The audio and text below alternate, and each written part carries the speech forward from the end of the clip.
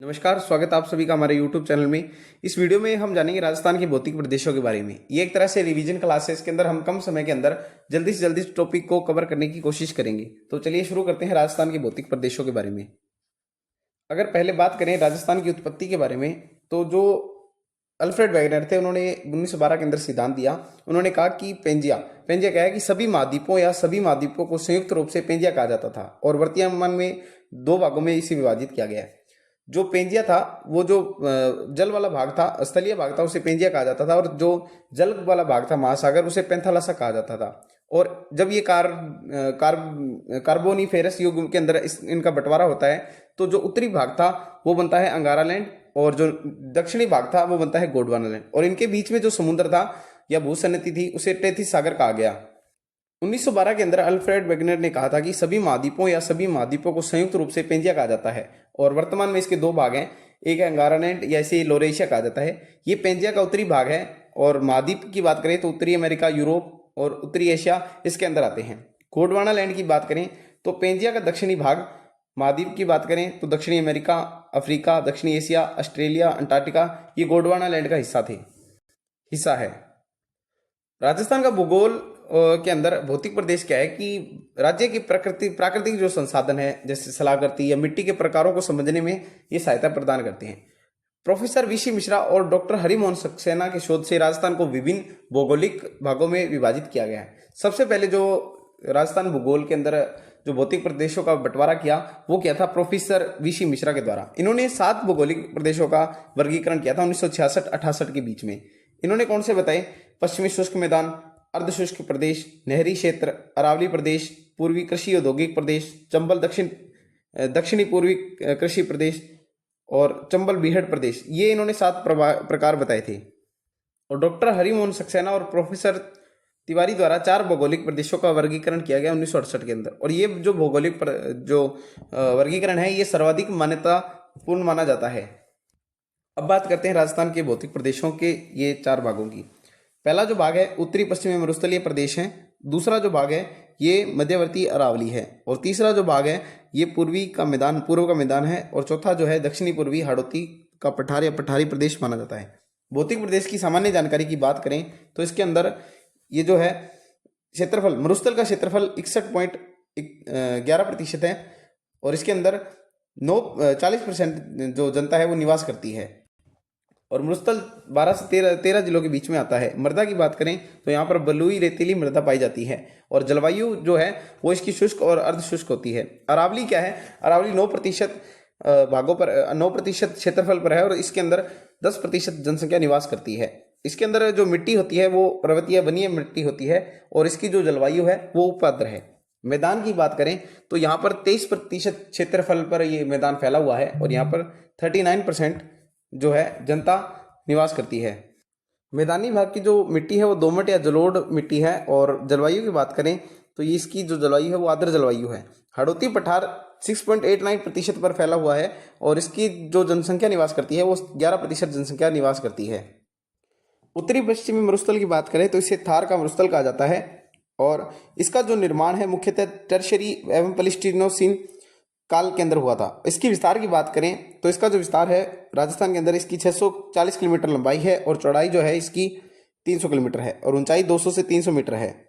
ढाल की बात करें तो इसकी जो ढाल है उत्तर पूर्व से दक्षिण पश्चिम की है। मरुस्थल का अध्ययन की दृष्टि से 2 भागों में बांटा गया है और अपने थार के मरुस्थल को पाकिस्तान के अंदर चोलिस्तान कहा जाता है। मरुस्थल को 2 भागों में कौन से बांटा गया है? एक है शुष्क मरुस्थल राठी प्रदेश और दूसरा है अर्धशुष्क मरुस्थल बागड़का प्रदेश।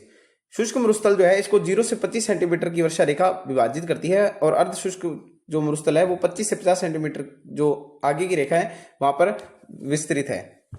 राजस्थान में शुष्क जो मरुस्थल है उसको 25 सेंटीमीटर समवर्षा रेखा मरुस्थल को 2 भागों में बांटती है जो शुष्क और अर्धशुष्क मरुस्थल कहलाते हैं। शुष्क मरुस्थल की बात करें तो 35 सेंटीमीटर से जो कम वर्षा वाला जो भौतिक प्रदेश है वो शुष्क मरुस्थल कहलाता है। इसे अध्ययन की दृष्टि से 2 भागों में दोबारा बांटा गया है। पहला है बालू स्तूप मुक्त प्रदेश, ये 41.5% ये भाग पर फैला हुआ है और दूसरा है बालू स्तूप युक्त प्रदेश, ये 58.5% भाग पर फैला हुआ है। बालू स्तूप मुक्त प्रदेश की बात करें तो शुष्क मरुस्थल में जहां पथरीला मरुस्थल पाया जाता है उस क्षेत्र को बालू स्तूप का निर्माण नहीं होता है और इसे पथरीले मरुस्थल को हमादा कहा जाता है।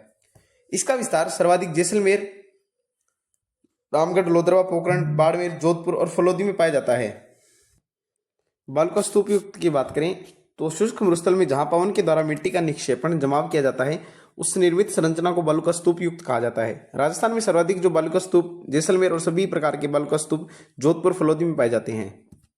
अब बात करते हैं बालू का स्तूप के प्रकारों के बारे में। पहला जो प्रकार है वो है बरखान। जब पवन के द्वारा मिट्टी का निक्षेपण अर्धचंद्राकार के रूप में किया जाता है तो उसे बरखान कहा जाता है। बरखान में जिस ओर से पवन आती है उसी दिशा में उत्तल ढाल, जबकि आगे की दिशा में अवतल ढाल होता है। बरखान की चौड़ाई की बात करें तो ये 100 से 200 मीटर और जबकि ऊंचाई की बात करें तो 10 से 20 मीटर होती है। ये बालू का स्तूप सर्वाधिक शेखावटी चूरू में पाए जाते हैं।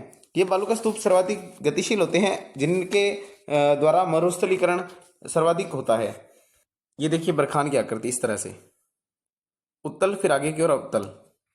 अनुप्रस्थ बालू का स्तूप की बात करें तो जब पवन के द्वारा मिट्टी का निक्षेपण पवन की दिशा के समकोण पर होता है और जो बालू का स्तूप बनता है उसे अनुप्रस्थ बालू का स्तूप कहा जाता है। ये मुख्यतः बाड़मेर, जोधपुर, इन इलाकों में, फलोदी में ये पाए जाते हैं। ये देखिए अनुप्रस्थ बालू का स्तूप। इसके बाद बात करते हैं अनुदैर्ध्य रेखीय बालू का स्तूप। जब पवन के द्वारा मिट्टी का निक्षेपण पवन की दिशा के समानांतर होता है जो निर्मित, उसके बाद जो बालू का स्तूप बनता है उसे अनुदैर्ध्य या रेखीय बालू का स्तूप कहा जाता है, जैसा कि आप इस इमेज में देख पा रहे हैं। और इसका जो सर्वाधिक ये जो है अनुदैर्ध्य, ये जैसलमेर के अंदर पाए जाते हैं। तारानुमा क्या है कि जो स्टार है इस तरह से जो आकृति होती है, ये बालू का स्तूप तारानुमा बालू का स्तूप कहलाते हैं।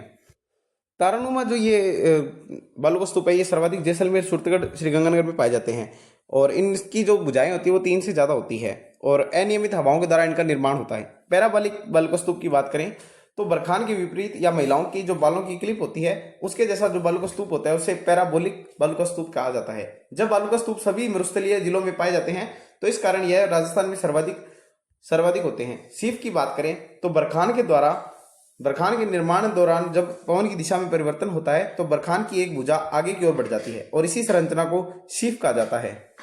सब्र कापीज की बात करें तो जो झाड़ियां होती हैं, छोटी वनस्पति होती है, उनके जो पास में जो बनने वाला बालू का स्तूप होता है उसे सब्र कापीज कहा जाता है और ये जो झाड़ियों के पीछे बनता है और इसे नेबखा भी कहा जाता है। नेबखा ये देखिए शुष्क मरुस्थल को 2 भागों में बांटती है। पश्चिमी शुष्क रेतीला ये 25 सेंटीमीटर वर्षा रेखा बांटती है और इसके जो आगे है ये 25 से 50 सेंटीमीटर वर्षा रेखा है जो अर्ध शुष्क बांगर प्रदेश कहलाता है। अर्ध शुष्क मरुस्थल या बांगड़ प्रदेश की बात करें तो शुष्क मरुस्थल व अरावली के मध्य जो भौतिक प्रदेश है 25 से 50 सेंटीमीटर वर्षा रेखा वाला भौतिक प्रदेश अर्ध शुष्क मरुस्थल कहलाता है और इसको पुनः 4 भागों में बांटा गया है। कौन से? लूनी बेसिन, नागौरी उच्च भूमि, शेखावटी अंत्य प्रवाह, घग्गर बेसिन, ये 4 भाग है अर्ध शुष्क मरुस्थल के। सबसे पहले बात करते हैं लूनी बेसिन की। इस क्षेत्र को गोडवाड़ बेसिन भी कहा जाता है। इसका विस्तार जो है जोधपुर, जालोर, सिरोही और बाड़मेर जिले पाली में पाया जाता है। इस क्षेत्र में लवणीय पादप जो है वो पाए जाते हैं जो मुख्यतः बाड़मेर में मिलते हैं। नेहड़ या दलदरी क्षेत्र जालोर में इसी क्षेत्र के अंदर स्थित है। काला भूरा डूंगर, ये बेसिन के पूर्व में पाली में स्थित पहाड़ियां हैं, काला भूरा डूंगर। नागौरी उच्च भूमि की बात करें तो यहाँ पर लवणीय सर्वाधिक झीलें पाई जाती हैं और कुबड़ पट्टी या बांका पट्टी किसे कहते हैं, नागौर और अजमेर के मध्य जो फ्लोराइड वाले एक बेल्ट है जिसे कुबड़ पट्टी या बांका पट्टी कहा जाता है और वहां के लोगों को फ्लोरोसिस नाम से एक बीमारी होती है जिससे शरीर जो रीढ़ की हड्डी होती है वो थोड़ी मुड़ जाती है। इसे ही कुबड़ या बांका पट्टी के नाम से प्रसिद्ध माना गया है या बोला जाता है। शेखावटी अंतर प्रवाह की बात करें तो इस क्षेत्र का जो विस्तार है वो झुंझुनू, सीकर और चूरू में है, जिसमें निम्नलिखित विशेषताएं पाई जाती है। पहली विशेषता क्या है? जोहड़ क्या है कि शेखावटी में पाए जाने वाले कच्चे जो कुएं हैं पानी के उन्हें जोहड़ कहा जाता है। सर क्या है कि शेखावटी में पाए जाने वाले जो तालाब होते हैं उन्हें सर कहा जाता है। बीड़ क्या है? जो चारा भूमियां हैं उन्हें बीड़ कहा जाता है और ये मुख्यतः झुंझुनू में पाई जाती है सर्वाधिक। तोरावटी क्या है? कांतली नदी के अपवास क्षेत्र को तोरावटी कहा जाता है, जिसका जो विस्तार है सीकर और झुंझुनू में पाया जाता है। घग्गर और कांतली जो नदी है वो सीकर और झुंझुनू में मुख्य जल आपूर्ति प्रदान करती है। नेक्स्ट बात करते हैं घग्गर बेसिन के बारे में। घग्गर जो बेसिन है इसका विस्तार हनुमानगढ़ और गंगानगर जिले में है। काठी या बग्गी, इस बेसिन के अंदर में पाई जाने वाली चिकनी जो उपजाऊ मिट्टी है जिसका विस्तार गंगानगर और हनुमानगढ़ में है, वो काठी और बग्गी कहलाती है। मरुस्थल से संबंधित तथ्यों की बात करें अन्य तो खड़ीन की बात करें या खड़ीन या पलाया, जो मरुस्थल के अंदर अस्थायी जो झीलें बनती है उन्हें खड़ीन कहा जाता है, जिसमें पालीवाल ब्राह्मणों द्वारा खड़ीन कृषि की शुरुआत की थी। और इन्हीं जो खड़ीन जो झीलें होती हैं उन्हें के अंदर रबी फसलें बोई जाती हैं और ये सर्वाधिक जैसलमेर के उत्तरी भाग में पाई जाती है। रन या टाट की बात करें तो मरुस्थल में पाई जाने वाली लवणीय दलदली या अनुपजाई जो भूमि होती है उसे रन या टाट कहा जाता है। रन जो है सर्वाधिक जैसलमेर और बाड़मेर में पाए जाते हैं। इसके अलावा जैसलमेर में भाकरी और पोखरण, फलोदी में बाप, और जोधपुर के अंदर बाड़मेर थोब में, चूरू में परिहारी रण, शेखावटी के अंदर और ताल छापर, ये इनमें जो है अनुपजाऊ और दलदली भूमि पाई जाती है। अब बात करते हैं जलपट्टी और लाठी सिरिंज की। जैसलमेर के पोखरण और मोहनगढ़ के बीच में एक जलपट्टी है जिसे वाटर बेल्ट कहा जाता है। ये जैसलमेर पोखरण के जैसलमेर के पोखरण और मोहनगढ़ के मध्य है 60 किलोमीटर की। और यहाँ पर जलपट्टी पर चांदन नलकूप है जो जिसे थार का गढ़ा कहा जाता है। और जलपट्टी वाले इस क्षेत्र में एक घास पाई जाती है, सेवण घास, जो गोडावण की सरनस्थली इसको कहा जाता है। और राजस्थान में सरस्वती नदी का जो दूसरा भूगर्भीय जलीय अवशेष बायतू बाड़मेर में और सांचौर जालोर क्षेत्र में मिलता है। ये जालोर में मिलता है, सांचौर के अंदर। इसके अलावा बात करें आकलवुड फॉसिल पार्क की, जीवाश्म उद्यान की, तो इसकी जो स्थिति है वो जैसलमेर राष्ट्रीय मरु उद्यान में लकड़ी के प्राचीनतम अवशेष जो वर्तमान में पाषाण के रूप में प्राप्त हुए हैं और जिनका जो निर्माण काल माना जाता है वो जुरासिक काल 18 करोड़ वर्ष पूर्व माना जाता है। ये जीवाश्म भारत में लकड़ी के प्राचीनतम जीवाश्म माने जाते हैं। बाप बोल्डर क्ले, ये फलोदी के अंदर है। ये होते क्या है, हिमानी के द्वारा जमा किए गए कंकर पत्थर व अवसादों को बोल्डर क्ले कहा जाता है, जिनका निर्माण काल परमो कार्बोनिफेरिस के अंदर हुआ, जो बाप फलोदी में स्थित है, जोधपुर में नहीं, फलोदी में। नखलिस्तान या मरुदान, ये क्या है कि जहां पर मरुस्थल में वह क्षेत्र जहां जल बेसिन होता है या पाया जाता है जिसके चारों ओर हरियाली विकसित हो जाती है उसे नखलिस्तान कहा जाता है, जैसा कि साहब में मैप भी देख पा रहे हैं। धोरे और धरियन की बात करें तो धोरे क्या है, पश्चिमी राजस्थान में लहरदार बालुका स्तूपों को धोरे कहा जाता है। धरियन, पश्चिमी राजस्थान में गतिशील स्थानांतरित बालुका स्तूपों को धरियन कहा जाता है। धोरे और धरियन राजस्थान में सर्वाधिक जैसलमेर में पाए जाते हैं। पीवड़ा, ये मरुस्थल के अंदर एक सांप की प्रजाति है जो काफी जहरीला होता है और ये सर्वाधिक जैसलमेर में पाया जाता है। मरुस्थल का मार्च, मरुस्थल का आगे की ओर बढ़ना मरुस्थलीकरण या मरुस्थल का मार्च कहलाता है, जो कि नगाना गांव जैसलमेर का प्रसिद्ध माना जाता है मार्च, मरुस्थल के मार्च के लिए। इसकी जो दिशा होती है वो दक्षिण पश्चिम से उत्तर पूर्व की ओर होती है और इसको मरुस्थल में इसका जो सर्वाधिक योगदान होता है वो बालुका स्तूप का होता है। अब बात करते हैं बालसन की। मरुस्थल में पर्वतों के मध्य पाए जाने वाले जल बेसिन या झीलों को बालसन कहा जाता है। उदाहरण के तौर पर सांबर झील और थार का मरुस्थल। इसके अलावा बात करें तो ये 85% भारत के अंदर है और 15% जो है इसका भाग वो पाकिस्तान के अंदर है। ग्रेट डेजर्ट ऑफ इंडिया का विस्तार भारत में 4 राज्यों में है, जिसमें सर्वाधिक राजस्थान 62%, इसके बाद में गुजरात, हरियाणा और पंजाब में स्थित है। अब बात करते हैं दूसरा जो भौतिक प्रदेश है अरावली पर्वतमाला की। सॉरी, इसके पहले मैंने आपको ये बताया नहीं था, ये बता दूं आपको कि राजस्थान का जो निर्माण है वो टेथिस और गोंडवाना लैंड से हुआ है। जो दक्षिण मैदान है पूर्वस्थली और जो पूर्वी मैदान है ये टेथिस सागर का भाग है और जो गोंडवाना लैंड का भाग है वो अरावली और हड़ौती का जो पठार है या जो मैदान है वो गोंडवाना लैंड का भाग है।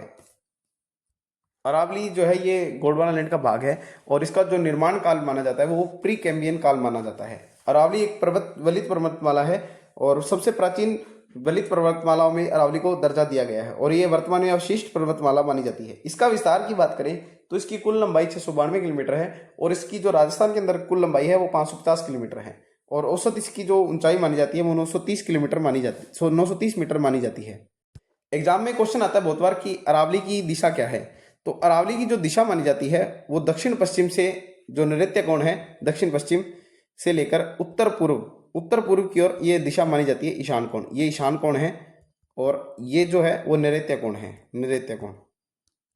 अरावली को अध्ययन की दृष्टि से 3 भागों में बांटा गया है। पहला जो भाग है वो उत्तरी अरावली, दूसरा मध्य अरावली, तीसरा है दक्षिणी अरावली। उत्तरी अरावली की बात करें तो झुंझुनू जयपुर के मध्य जो अरावली स्थित है उसे उत्तरी अरावली कहा जाता है। इसकी जो सर्वोच्च चोटी है वो रघुनाथगढ़ सीकर के अंदर है 1055 मीटर। मध्य अरावली क्या है, जयपुर से लेकर राजसमंद के मध्य जो अरावली है उसे मध्य अरावली कहा जाता है। इसकी जो सर्वोच्च चोटी है वो टोडगढ़ अजमेर में है 934 मीटर और दूसरी जो चोटी है वो तारागढ़ अजमेर में है 873 मीटर।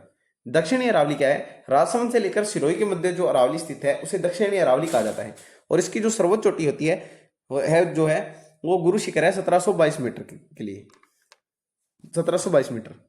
और इसके बाद दक्षिणी अरावली को पुनः दो भागों में बांटा गया है। दो भाग कौन से हैं? आबू या अभूर्त अरावली, दूसरा है मेवाड़ अरावली। आबू का जो विस्तार है वो सिरोही पाली में है और इसकी सर्वोच्च चोटी आपको बताया था गुरु शिखर है 1722 मीटर।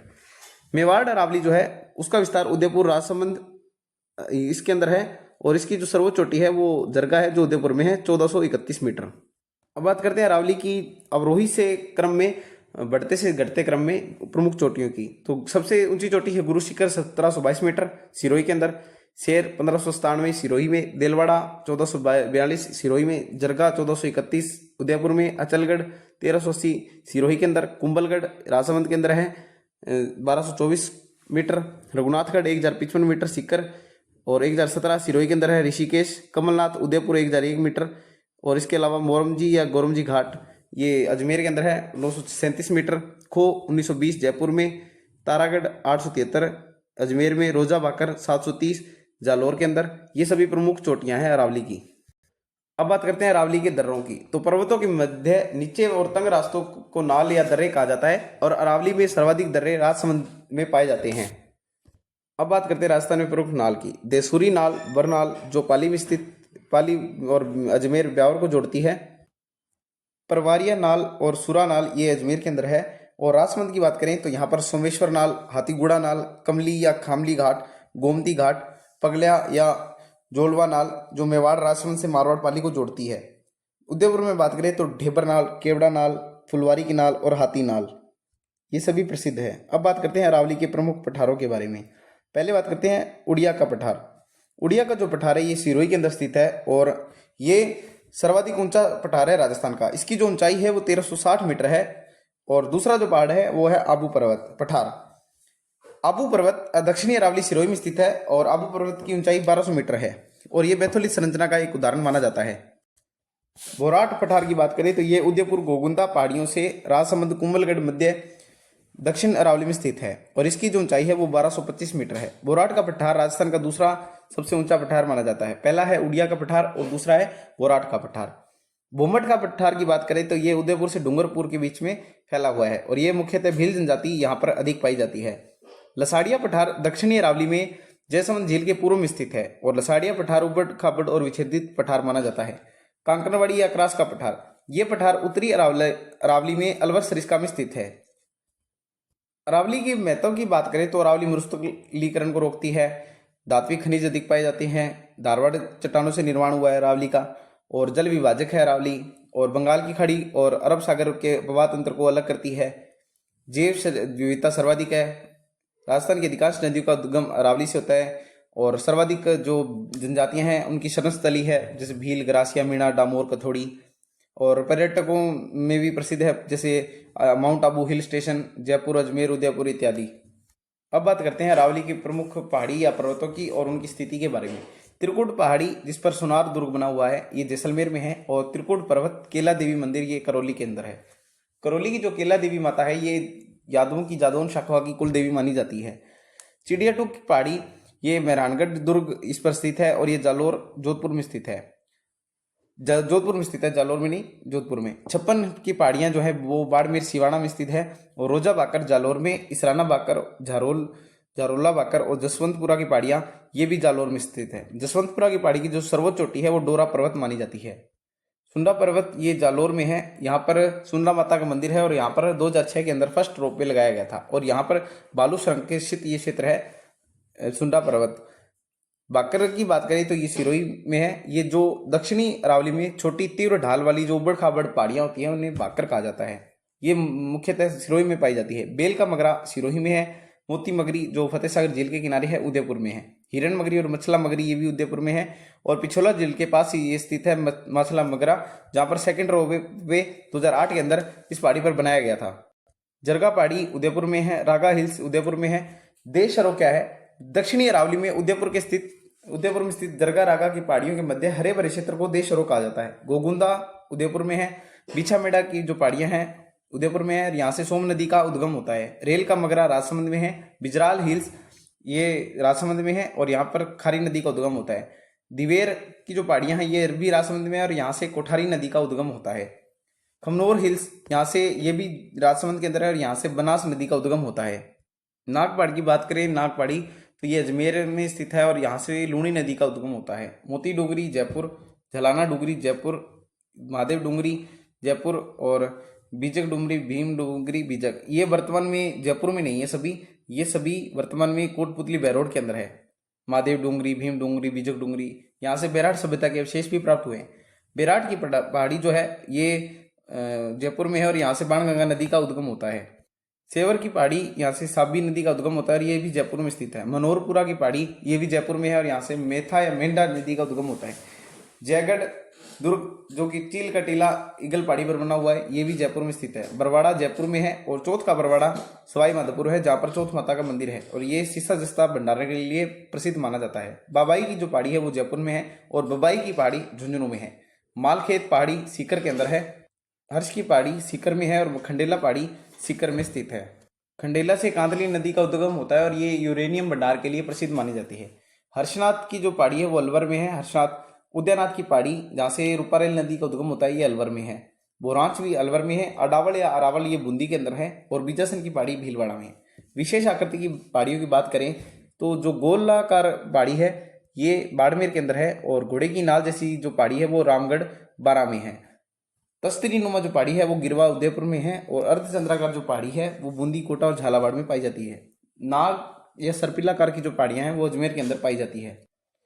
गिरवा क्या है कि इसका अर्थ है पर्वतों की मेखला। उदयपुर शहर गिरवा पहाड़ियों के मध्य स्थित है। अरावली के महत्वपूर्ण बिंदु की बात करें तो अरावली की भूभाग की जो आकृति की संरचना का अध्ययन A.M. हेरोन के द्वारा किया गया था। A.M. हेरोन के अनुसार अरावली का निर्माण देहली महासमूह से हुआ है, जिसमें 3 समूह शामिल है, अलवर समूह, अजबगढ़ समूह, रायलो समूह। पिंडमाट क्या है? पिंडमाट पर्वतीय भागों पर अपर्दित पहाड़ियों क्षेत्र को पिंडमाट पहाड़ी कहा जाता है। यह राजसमंद देवगढ़ में स्थित है। तो इस वीडियो में हमने जाना राजस्थान के 2 भौतिक प्रदेशों के बारे में, मरुस्थलीय और अरावली के बारे में। उम्मीद करते हैं कि आपको वीडियो अच्छी लगी होगी। हमारे चैनल को सब्सक्राइब कीजिए और ज़्यादा से ज़्यादा शेयर कीजिए। मिलते हैं नेक्स्ट वीडियो में, तब तक के लिए स्वस्थ रहिए, व्यस्त रहिए और मस्त रहिए। धन्यवाद।